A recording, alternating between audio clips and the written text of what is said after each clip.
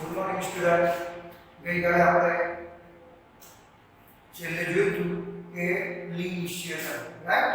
લિંગ નિશ્ચયનમાં લિંકિંગ આપણા વૈજ્ઞાનિકે 1891માં કીટકોમાં સૂત્રકોષ વિભિન્ન અવસ્થામાં વિશેષ કોષકેન્દ્રીય સંરચના ધરાવે છે જેની ઓળખ મેળવી હતી. આપણે શું કે એને નામ આપીએ તેને રંગસૂત્ર તરીકે, જેને એક્સટ્રા રંગસૂત્ર તરીકે ઓળખવામાં આવે છે. કીટકોમાં એક્સો પ્રકારનું રંગસૂત્ર જોવા મળે છે, એટલે એક એક્સ પ્રકારનું અને ઓ પ્રકારનું રંગસૂત્ર જોવા મળે છે. અંડકોષમાં દૈહિક રંગસૂત્ર સિવાય એક વધારાનું રંગસૂત્ર હોય છે. એટલે આપણે ખબર જ છે કે આપણે અંદર 23 જો રંગસૂત્રો રહેલા છે, એમાં 22 જો રંગસૂત્રો કેવા છે? સરખા હોય છે, એટલે દૈહિક ક્રિયા કરતા હોય છે રંગસૂત્રો. જ્યારે એક જોડ અંડકોષના દૈહિક રંગસૂત્રો સિવાય એક વધારાનું રંગસૂત્ર એની અંદર જોવા મળે છે. એક્સ રંગસૂત્રયુક્ત શુક્રકોષ દ્વારા ફલિત અંડકોષ માદા બને છે. એટલે આપણે તમને ખબર છે, આપણે તમે ઓલરેડી ભણી ચૂક્યા છો કે શુક્રકોષ અને અંડકોષ માદામાંથી અંડકોષ ઉત્પન્ન થાય, અને જેમાં અંડકોષ જે લિંગ નિશ્ચયન રંગસૂત્ર છે એ કેવું હોય? એક્સ એક્સ પ્રકારની જોડે. તમને ખ્યાલ છે કે માદા છે તો એમાં એક્સ એક્સ પ્રકારની રંગસૂત્ર જોવા મળે છે, જ્યારે નરમાં એક્સ વાય પ્રકારની જોવા મળે છે. હવે એ શું કીધું છે કે એક્સ રંગસૂત્રયુક્ત શુક્રકોષ દ્વારા ફલિત અંડકોષ માદા બને છે. એટલે શું અહીંયા ધ્યાન કે માદામાંથી એક્સ રંગસૂત્ર અને નરમાંથી એક્સ રંગસૂત્ર આ બંને વચ્ચે જ્યારે ફલિતાંડ થાય તો આપણને આમળી સંતતિ એક્સ એક્સ એટલે કે માદા મળે છે. ક્લિયર? કે એક્સ રંગસૂત્રયુક્ત શુક્રકોષ દ્વારા ફલિત અંડકોષ માદા બને છે, એટલે જે રંગસૂત્ર એક્સ છે નરમાં એના દ્વારા અંડકોષ ફલન પામે તો માદા રંગસૂત્ર પ્રાપ્ત થાય છે. હવે આપણે જોઈએ કે એક્સ રંગસૂત્ર સહિત, એટલે અહીંયા નરમાં જો રંગસૂત્ર બે છે, એક એક્સ રંગસૂત્ર છે અને એક બીજું ટૂંકું રંગસૂત્ર છે જેને આપણે વાય રંગસૂત્ર તરીકે ઓળખવામાં આવે છે. એટલે અહીંયા શું કહ્યું કે એક્સ રંગસૂત્ર રહિત, એટલે કે આ નહીં પણ આના દ્વારા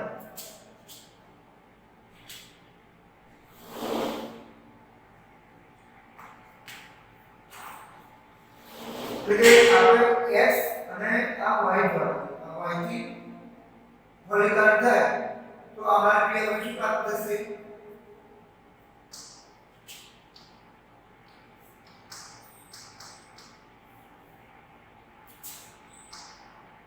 xy, રાઈટ? એટલે આમાં આપણને નર સંતતિ પ્રાપ્ત થશે. ક્લિયર? હવે તમે ભણી ચૂક્યા છો એટલે તમને ખ્યાલ છે કે x રંગસૂત્રયુક્ત શુક્રકોષ, એટલે આનાથી આ શુક્રકોષ સાથે ફલન પામે તો માદા મળે, અને y રંગસૂત્ર x રહિત એટલે x રંગસૂત્ર સિવાય બીજા રંગસૂત્ર સાથે નરનું જોડાય માદા તો એને આપણે નરદીપ સંતતિ પ્રાપ્ત થાય છે. એટલે આ પ્રમાણે જે રંગસૂત્ર x રંગસૂત્ર છે એને લિંગ નિશ્ચયન તરીકે ઓળખવામાં આવે છે, અને લિંગી રંગસૂત્ર તરીકે પણ ઓળખવામાં આવે છે. ટીટી ગોળામાં એક્સો પ્રકારનું લિંગ નિશ્ચયનનું રંગસૂત્ર જોવા મળે છે. બરાબર? ટીટી ગોળામાં એક રંગસૂત્ર કેવું છે? તો અહીંયા આપણે શું જોયું કે એક x છે અને એક y છે. તો ટીટી ગોળામાં એ પ્રમાણે ટીટી ગોળામાં XO, અહીંયા આપણે ક્રમમાં XY લીધું ને એવો અહીંયા જ આપણે XO પ્રકારનું રંગસૂત્ર જોવા મળે છે. એક રંગસૂત્ર X પ્રકારનું છે અને એક રંગસૂત્ર O પ્રકારનું રંગસૂત્ર જોવા મળે છે. બરાબર છે? હવે મનુષ્યમાં સહિત જો આપણે વર્ડ કહીએ છીએ તો સસ્તન વર્ગ, સસ્તન વર્ગના જે પ્રાણીઓ છે એની અંદર X અને Y પ્રકારના રંગસૂત્ર જોવા મળે છે. એટલે જે માદા છે એમાં દૈહિક રંગસૂત્ર જોડ કેવી છે? સરખી છે. એટલે 22 રંગસૂત્ર સરખા છે પણ એક રંગસૂત્ર કેવું છે? અલગ છે. એટલે માદામાં બધા રંગસૂત્રો સરખા હોય, x x રંગસૂત્ર જોવા મળે, જ્યારે નરની અંદર એક રંગસૂત્ર જોડ જે છે એ આપણે x y તરીકે કહીએ છીએ. એટલે એક રંગસૂત્ર કેવું છે? લાંબુ છે અને એક રંગસૂત્ર છે. એટલે બસ સ્તનધારી પ્રાણીઓમાં XY રંગસૂત્ર જોવા મળે છે.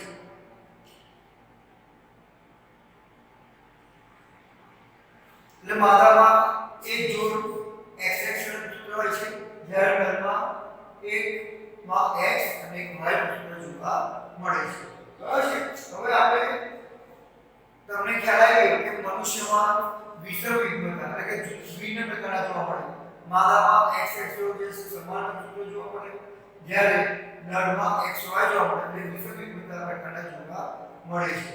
જ્યારે બીજામાં જોઈએ આપણે કીટકોમાં તો XO પ્રકારના કીટકોમાં XO પ્રકારના રંગસૂત્રો જોવા મળે છે. જ્યારે અન્ય જોઈએ તો સીમા જોઈએ તો ટુકડો મરઘું કહીએ છીએ એની અંદર આપણે રંગસૂત્રો ક્યાં જોવા મળે છે? સરખા નર અને માદામાં બંનેમાં સરખા રંગસૂત્રો જોવા મળે છે. એટલે આ પ્રમાણે લિંગ નિશ્ચયની અંદર આપણે આ પ્રમાણે ચર્ચા કરી. હવે મનુષ્યમાં લિંગ નિશ્ચય જો અત્યારે તમને આ બધું સમજાઈ ગયું છે કે મનુષ્યમાં લિંગ નિશ્ચયમાં આવે તો ટાઈમ લઈ પરંતુ તમને જરૂરી કે મનુષ્યમાં 22 જોડ સમાન હોય છે.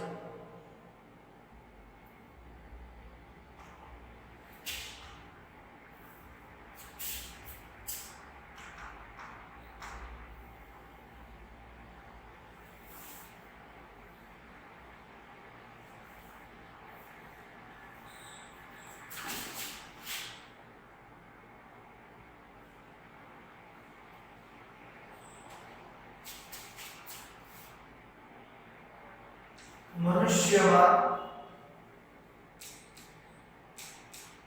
લિંગ નિશ્ચય જો આપણે લિંગ નિશ્ચયમાં શરૂઆતમાં ચર્ચા કરી હતી કે 3 પ્રકારના જોવા મળે છે. મનુષ્યમાં વિષમ યુગ્મતા એટલે કે માદામાં એક જોડ સમાન હોય XX રંગસૂત્ર, જ્યારે નરમાં XY, કીટીગુલામાં XO પ્રકારના અને જે મરઘું જે છે ત્રીજી આકૃતિ એમાં સમાન નર અને માદામાં રંગસૂત્રો સમાન હોય છે.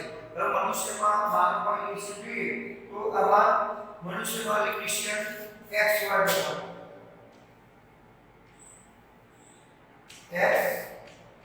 પ્રકારનું નરમાં જોવા મળે છે, જ્યારે XX પ્રકારનું માદામાં જોવા મળે છે.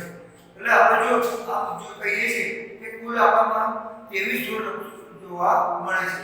હવે 23 જોડ રંગસૂત્રો છે તો માદામાં કેવા છે રંગસૂત્રો? બધી જોડો સરખી છે, પણ આપણે એક જોડ જે છે એને લિંગ નિશ્ચય રંગસૂત્ર તરીકે ઓળખવામાં આવે છે. જ્યારે નરની તો જોઈએ તો એ રંગસૂત્ર કેવું છે? જો આપણે રંગસૂત્રને આપણે જોઈએ તો પ્રમાણે આ પ્રમાણે રંગસૂત્ર હોય તો એમાં એક આવું ટૂંકું હોય છે. એટલે જે લાંબુ છે એને આપણે X કહીએ છીએ, એટલે ટૂંકું રંગસૂત્ર છે એને Y રંગસૂત્ર તરીકે ઓળખવામાં આવે છે. એટલે 22 જોડ સમાન હોય છે, જ્યારે એક જોડ અસમાન હોય છે જેને આપણે XY તરીકે ઓળખવામાં આવે છે. હવે આપણે જોઈએ આગળ કે કુલ ઉત્પન્ન થતા શુક્રકોષોમાંથી 50% રંગસૂત્ર X રંગસૂત્ર હોય છે. એટલે જે કુલ રંગસૂત્રો ઉત્પન્ન થાય છે અહીંયા એમાં X રંગસૂત્ર યુક્ત 50% શુક્રકોષો ઉત્પન્ન થાય અને Y રંગસૂત્ર યુક્ત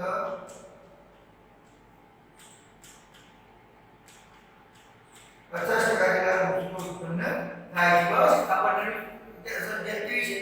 50%. હવે જો અહીંયા જે તમને આપેલી વિષયમાં બતાવ્યું છે કે આ રંગસૂત્ર છે એ આની સાથે સંયોજન જાય XX નરનું X રંગસૂત્ર યુક્ત જે છે એ માદાના X રંગસૂત્ર સાથે સંયોજન જાય તો આવનારી સંતતિ આપણને નર પ્રાપ્ત થાય છે. કેમ કે એને આપણે XX એટલે એને માદા તરીકે ઓળખવામાં આવે છે. હવે જો X રહિત એટલે આ રંગસૂત્ર એની સાથે સંયોજાતું નથી, પણ Y રંગસૂત્ર X ની સાથે જોડાય છે અને ફલનની પ્રક્રિયા થાય છે તો XY મળે તો આપણને નર સંતતિ પ્રાપ્ત થાય છે. હવે જો બંનેના 50% રંગસૂત્ર યુક્ત છે એટલે આપણે નર અને માદા સંતતિ પ્રાપ્ત થવાના ચાન્સ પણ કેટલા ટકા છે? 50% ચાન્સ છે. જો XY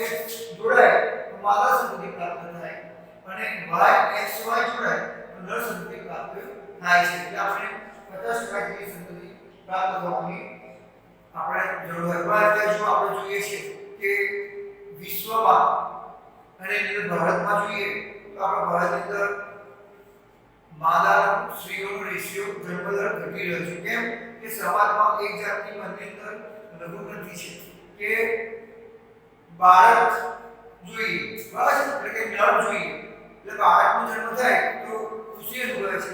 જ્યારે છોકરો જન્મે તો એ લોકો ખુશી અનુભવતા નથી. પરંતુ ખબર છે કે આપણે બાળક કે બાળકીમાં કોઈ ભેદભાવ રાખવો જોઈએ નહીં. એટલે છોકરીઓ જે છે એ પણ એક સમાન દરજ્જો પ્રાપ્ત કરે છે. જો સમાજમાં સ્ત્રીઓની સંખ્યા ઘટી જશે તો પછી ઇમ્બેલેન્સ થઈ જશે. બરાબર. એટલા માટે બંનેની શક્યતા સરખી હોવી જરૂરી છે. હવે જોઈએ મધમાખીમાં લિંગ મિશ્રણ. એટલે એક વાર એ આપણે ધ્યાન રાખજો. મનુષ્યમાં લિંગ મિશ્રણ એટલે શું? કે મનુષ્યમાં લિંગ મિશ્રણ જોઈએ તો 23 જોડ રંગસૂત્રો આવેલા હોય છે. એમાં 22 જોડ રંગસૂત્રો છે. એ દૈહિક ક્રિયા કરતા કોષો છે એટલે સમાન કોષો છે. પરંતુ એક જોડ રંગસૂત્ર છે જે માદામાં XX તરીકે ઓળખવામાં આવે છે. જ્યારે નરમાં એક રંગસૂત્ર લાંબુ છે એ ટૂંકું છે એટલે XY છે. X રંગસૂત્ર નરનું માદા રંગસૂત્ર સાથે જોડાય તો માદા જાતિ પૂર્ણ થાય અને Y રંગસૂત્ર નરના માદા રંગસૂત્ર સાથે જોડાય તો નર જાતિ ઉત્પન્ન થાય છે. એટલે સંતતિ આપણા સંતતિ નર છે કે માદા છે એના 50% ચાન્સ રહેલા હોય છે. એ રંગસૂત્રોની જોડાણ પર આધાર રાખે છે. એટલે આ પ્રમાણે મનુષ્યમાં લિંગ મિશ્રણ પદ્ધતિ જોવા મળે છે. હવે આપણે આગળ અભ્યાસ કરીશું મધમાખીમાં લિંગ મિશ્રણ.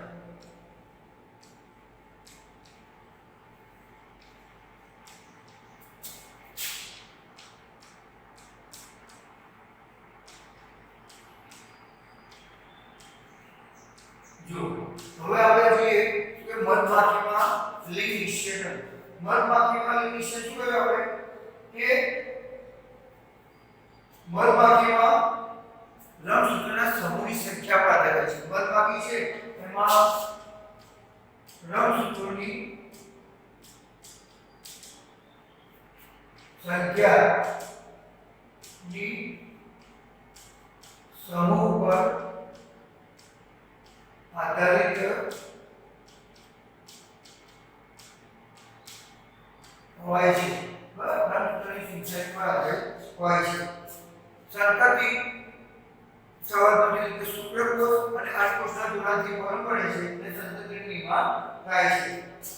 અપરિપક્વ કોષ અહીંયા જો આખું લિંગ વિશે મનુષ્ય જો એના કરતા અલગ છે કે અફલિત અંડકોષ છે. અફલિત અંડકોષ અસંયોગી જનન પદ્ધતિથી અસંયોગી જનન દ્વારા જો ધ્યાન રાખો કે માનવ વિષયમાં શું છે કે 22 જોડ સમાન એક જોડ કા સમાન છે. અહીંયા જે અપરિપક્વ કોષ છે એ અસંયોગી જનન દ્વારા નર તરીકે વિકાસ પામે છે. અસંયોગી જનન તરીકે નર તરીકે વિકાસ પામે છે. નરમાં રંગસૂત્રોની સંખ્યા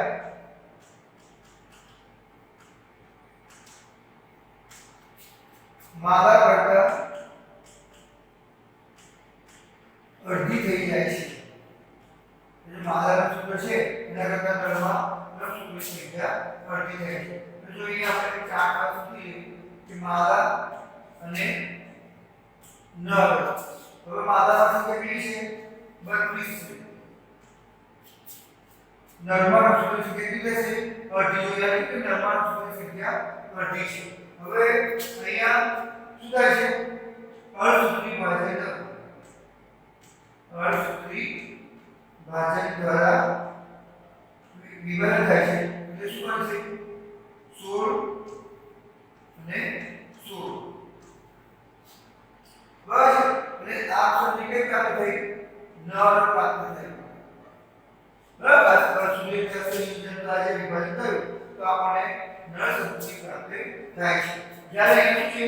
સમસૂત્રી વિભાજન થાય. સમસૂત્રી વિભાજન તો એટલે એક તરફ કેટલી રહેશે? જો એક આ અહીંયા છે અને આ શું હશે? તો આપણે કેટલા પ્રાપ્ત થશે? 32. એટલે કઈ પ્રાપ્ત થયું? માલા. બસ અપોલિકન કોષ અસંયોજન દ્વારા વિભાજન પામે તો આપણે સંતતિ નર પ્રાપ્ત થશે. જ્યારે નરની અને માદા જે સમસૂત્રી વિભાજન દ્વારા પ્રક્રિયા થાય તો આપણને સંતતિ માદા પ્રાપ્ત થાય છે. ઓકે, એટલે આ પ્રમાણે મધપાખીમાં લિંગ મિશ્રણ જોવા મળે છે.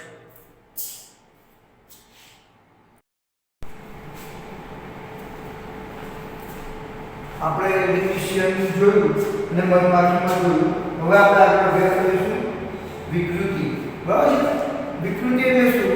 કે વિકૃતિ એટલે કે જે ડીએનએ માં જનીનોમાં ફેરફાર થાય અને જે નવી સંતતિનું નિર્માણ થાય એને વિકૃતિ તરીકે ઓળખવામાં આવે છે.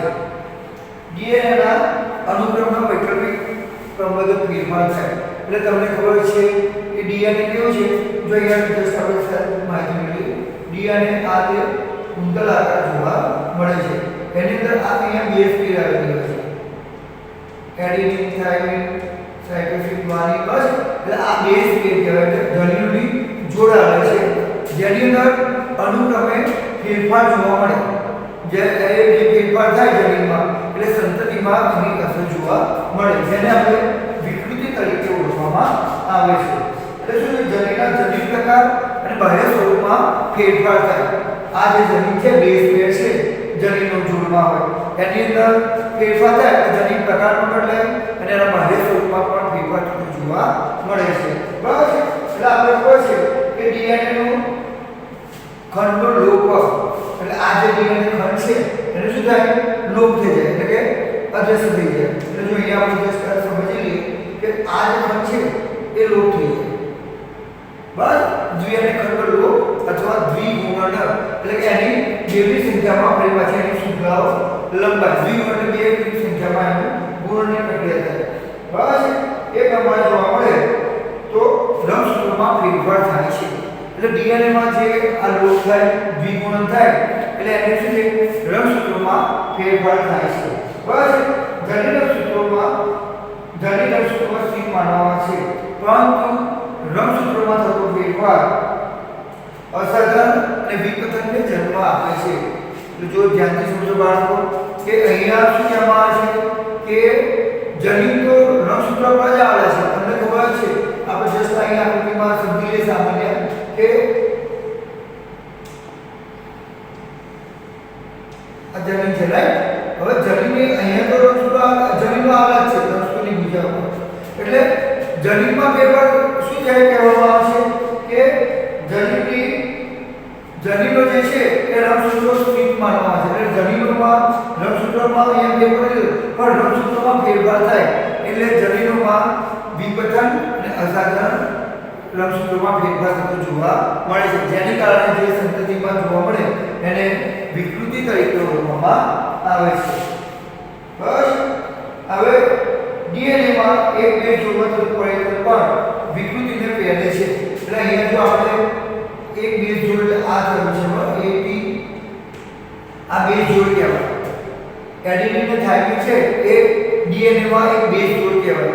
એની અંદર જો ચેન્જ થાય તો પણ એની અંદર ફેરફાર થતો જોવા મળે છે. બસ વિકૃતિ ઉદ્ભવે છે. હવે આપણે ખબર છે કે રંગસૂત્રમાં વિપથનનું કેન્સર, એટલે આપણે જો કહીએ છીએ કે આપણે જે મનુષ્યની ત્વચા છે એ સામાન્ય ક્યાં છે? સામાન્ય કોષોની બનેલી હોય છે, એટલે દૈહિક કોષોની બનેલી હોય છે. પરંતુ એમાં જો રંગસૂત્રમાં ફેરફાર થાય તો જે સામાન્ય કોષો છે એની જગ્યાએ કેન્સરયુક્ત કોષો સ્થાન લે છે. એટલે એની અંદર ગાંઠ જેવી રચના ઉદ્ભવે છે. એ રંગસૂત્રમાં વિપથનને કારણે આ ફેરફાર થાય એની કારણે જોવા મળે છે. બસ હવે એક બે જોડમાં જો આવો ફેરફાર થાય અને વિકૃતિનું નિર્માણ થાય તો તેને પોઈન્ટ મ્યુટેશન કહેવામાં આવે છે. એક જોડ બેઝમાં પરિવર્તન થાય એટલે ફેરફાર થાય તેને પોઈન્ટ મ્યુટેશન બરાબર તરીકે ઓળખવામાં આવે છે. પોઈન્ટ મ્યુટેશન કહેવામાં આવે છે. હવે આ જે પોઈન્ટ મ્યુટેશન છે એટલે શું કે એક જ જોડમાં ફેરફાર થાય અને જે એને પોઈન્ટ મ્યુટેશન કહેવામાં આવે છે. હવે જો આનાથી આપણે ઉદાહરણ જોઈએ તો આપણે મનુષ્યમાં સિકલ સેલ એનિમિયા કયો છે તો કે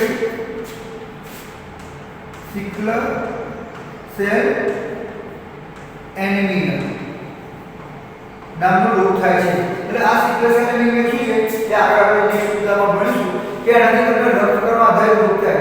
રક્તકણનો આકાર બદલી જાય બરાબર છે. દ્વિઅંતર કોષો પડી ધરાવે તો એનો દાખલા જેવો આકાર થાય છે. એ આપણે આગળ જોઈશું.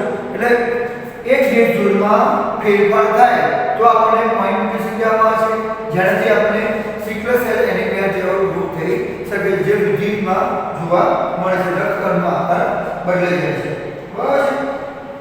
હવે વિકૃતિ રાસાયણિક અને ભૌતિક ફેરફારો દ્વારા થાય છે.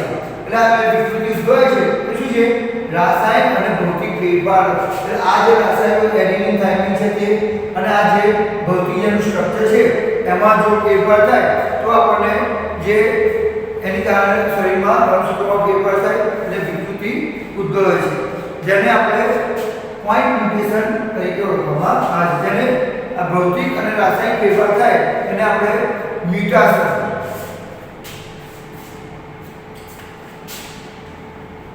ભૌતિક અને રાસાયણિક ક્રિયા દ્વારા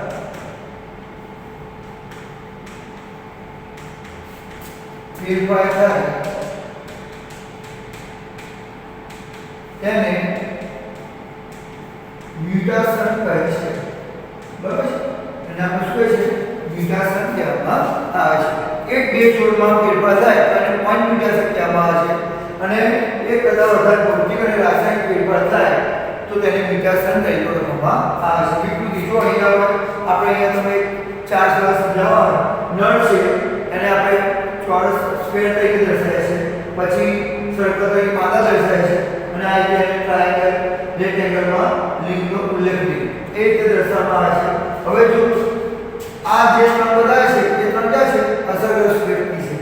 જ્યારે નર અને માદા વચ્ચે મૈથુન ક્રિયા કરવામાં આવે તો સંતતિનું નિર્માણ કેવી થાય. અને અહીંયા જો નર અને માદા છે પણ બંને ક્યાં છે સંબંધીઓ સાથે એટલે એકબીજા સાથે સમરકતા. એટલે આપણે કહે છે ને કે ભાઈ મારા કાકાના છોકરા છે કાકાના કાકા માસી એ બધું શું થાય છે રક્ત સંબંધિત કહેવાય. એટલે સંબંધીઓ સાથે મૈથુનને સમરકતા મૈથુન કરવામાં આવે તો શું થાય પિતૃ ઉપર અને સંતતિ નીચે. એટલે જો આ રીતે થાય ડાબેથી જમણી બાજુ રાઈટ. એટલે ડાબેથી જમણી બાજુ અનુસાર જોઈએ તો આ જે સંદર્ભ કેવો થયો પિતૃરોગથી પ્રભાવિત થાય છે. જ્યારે 5 જે સંતતિ પ્રાપ્ત થઈ એ પ્રભાવી છે જે સામાન્ય સંતતિ તરીકે ઓળખવામાં આવે છે. એટલે એક સામાન્ય પોઈન્ટ ગણો વિકૃતિ એટલે શું કે જે રંગસૂત્રોમાં જનીનોમાં ફેરફાર થાય જનીનો રંગસૂત્રો પર સ્થિત હોય છે એટલે રંગસૂત્રોમાં ફેરફાર થાય જેને આપણે વિકૃતિ તરીકે ઓળખવામાં આવે છે. અને એક બે જોડમાં ફેરફાર થાય તો એને પોઈન્ટ મ્યુટેશન કહેવામાં આવે છે. અને ભૌતિક અને રાસાયણિક ક્રિયા દ્વારા ફેરફાર થાય તેને મ્યુટેશન તરીકે ઓળખવામાં આવે છે. આ થયું વિકૃતિ રાઈટ. હવે આપણે જોઈશું જનીનિક અનિયમિતતાઓ.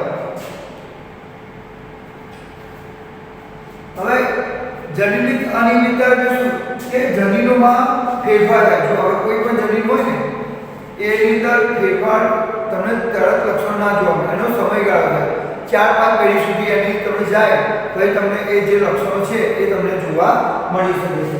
આ આપણે જોયું જનીનિક ફેરફારો.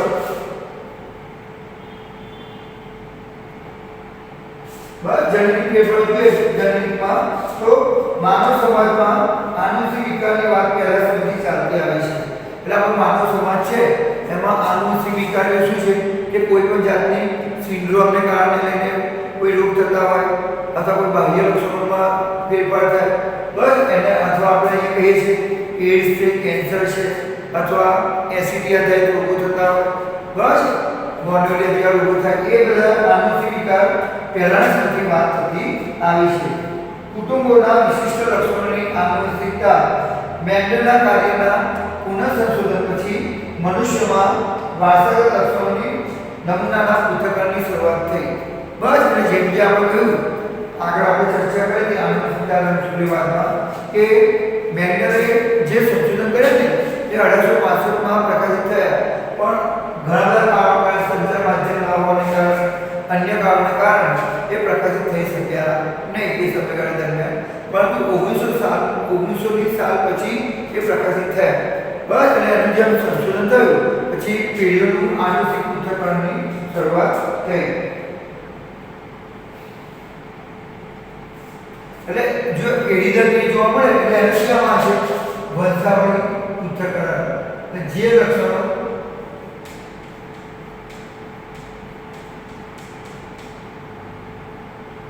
જે લક્ષણો પેઢી દર પેઢી જોવા મળે તેને વંશાવળી પૃથ્થકરણ કહે છે. એટલે યાદ રાખો કે જે લક્ષણો પેઢી દર પેઢીમાં એટલે જે એક પેઢી છે બીજી પેઢી છે પછી એમાંથી F1 પેઢી F2 પેઢી F3 પેઢી F4 એટલે એ એને શું છે કે લક્ષણો પેઢી દર પેઢી જેનું આનુવંશિક જેનું ઓબ્ઝર્વેશન કરવામાં આવે એને વંશાવળી પૃથ્થકરણ તરીકે ઓળખવામાં આવે છે. પેઢી દર પેઢી શું થાય છે વિશ્લેષણ થાય કે F1 પેઢી છે એના જે સંતતિ જે છે એ કેવા છે F2 પેઢીના સંતતિના લક્ષણો કેવા છે F3 પેઢીના કેવા એટલે દર પેઢી એનું સંશ્લેષણ કરવામાં વિશ્લેષણ કરવામાં આવે જેને વંશાવળી પૃથ્થકરણ તરીકે ઓળખવામાં આવે છે. હવે દરેકને ખબર છે કે ડીએનએ નું કાર્ય શું છે કે પેઢી દર પેઢી જનીનો દ્વારા જે લક્ષણો આગલી પેઢીમાં પિતૃ પેઢીમાંથી જે સંતતિ છે એ સંતતિમાં લક્ષણોનું વાહક છે એટલે સંદેશા વાહક છે એટલે પેઢી દર પેઢી લક્ષણો જોવા મળે છે. બસ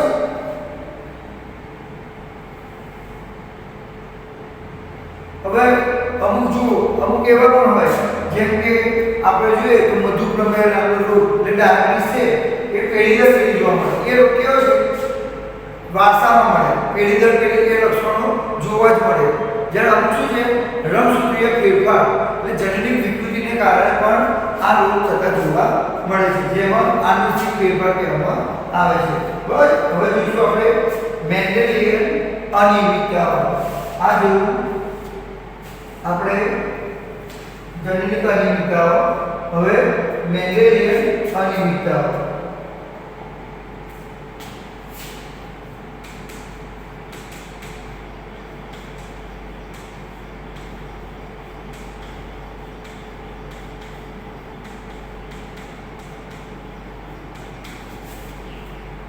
મેન્ડેલિયન અનિયમિતતાઓ આમાં જોઈએ તો આપણે શું છે કે બધા જે રોગો છે ને આપણે વંશાવળી પૃથ્થકરણ દ્વારા રોગો બધા આપણે ખ્યાલ આવી શકે આ વંશાવળી પૃથ્થકરણ દ્વારા.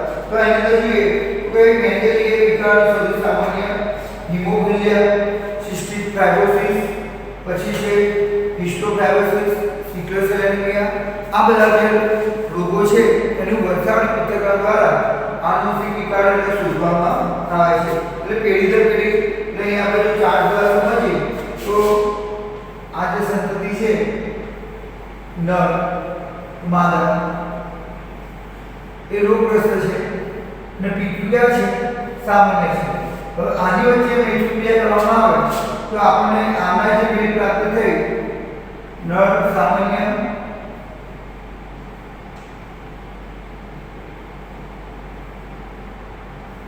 અસરગ્રસ્ત નર સામાન્ય નર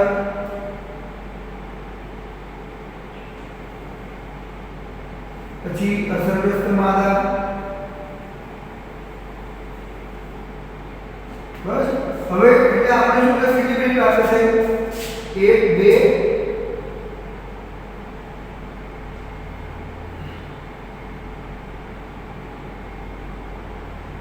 4 બસ હવે આની બંને વચ્ચે શું કરવાનું છે મેજું ક્લિયર આવવાનું છે પીછું પેલી છે એ આપણે મેં ગઈ એમાં સામાન્ય નર અને સામાન્ય માદા છે મેજું ક્લિયર કરવામાં આવે છે અને અસરગ્રસ્ત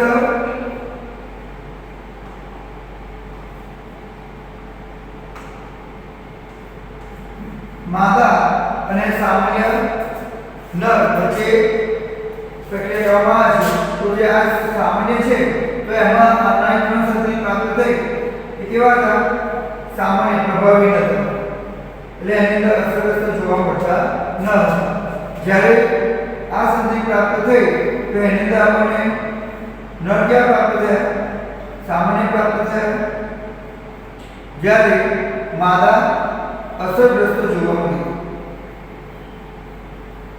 બસ લાભ પ્રસારણ ઉદાહરણ છે જેને દૈહિક પ્રભાવી લક્ષણ આ જે ચાર્ટ આપણે શું કહે છે દૈહિક પ્રભાવી લક્ષણ રાઈટ એટલે દૈહિક કોષો દ્વારા થાય છે લક્ષણ જોવા મળે માદા અસરગ્રસ્ત છે નર સામાન્ય છે એની બંને વચ્ચે પ્રતિક્રિયા થાય તો એપણ પેઢીમાં આપણે 5 સંતતિ પ્રાપ્ત થઈ તેમાં 1 2 1 નર 1 માદા બંને અસરગ્રસ્ત મળ્યા એમાં સામાન્ય નર અને માદા વચ્ચે મેજુક્લિયર કરવામાં આવી તો આપણે 2 માદા અને 1 નર પ્રભાવી અને સામાન્ય પ્રાપ્ત થયા જ્યારે અસરગ્રસ્ત માદા અને નર વચ્ચે થયું તો માદા જે છે તે અસરગ્રસ્ત એટલે વિકૃતિ ધરાવતી પ્રાપ્ત થઈ છે રાઈટ હવે દૈહિક પ્રક્ષેપણ લક્ષણ આ પ્રભાવી લક્ષણ બરાબર ડોમિનન્ટ આપણે કહે છે કે તમે વટાળા ભર્યા હતા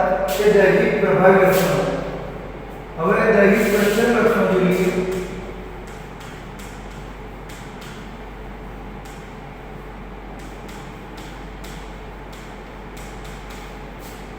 તો એમાં નર છે એ અસરગ્રસ્ત પ્રકારનો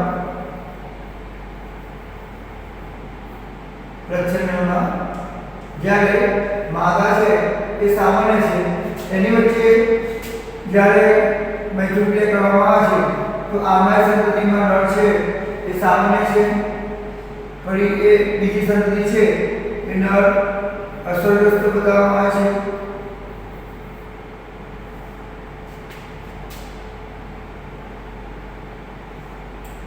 સામાન્ય નર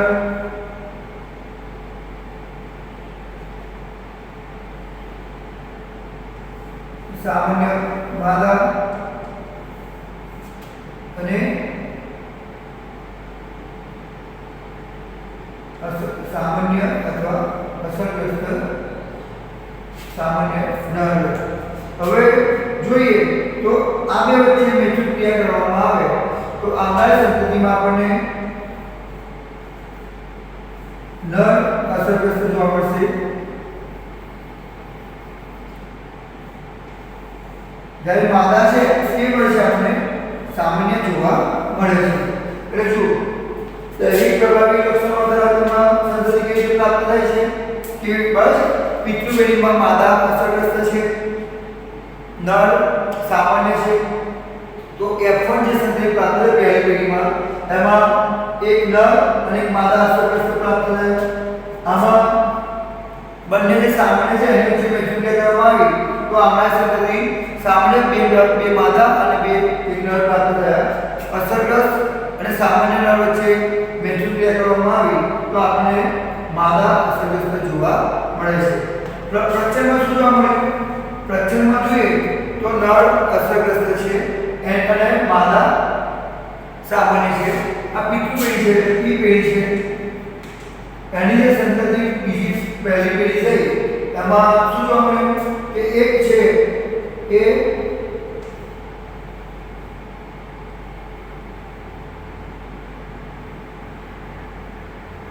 એક નર અસરગ્રસ્ત અને એક માદા અસરગ્રસ્ત જોવા મળે છે હવે જે સામાન્ય અહીંયા છે એવી અહીંયા સામાન્ય પેઢી વચ્ચે ફરી F1 પેઢીની સંતતિ મેજુક્લિયર કરવામાં આવી તો નર અસરગ્રસ્ત પ્રાપ્ત થયા બધા માળા સામાન્ય હોય છે. ઓકે, એટલે આ પ્રમાણે આપણે આટલે સુધી અહીંયા રાખીએ છીએ.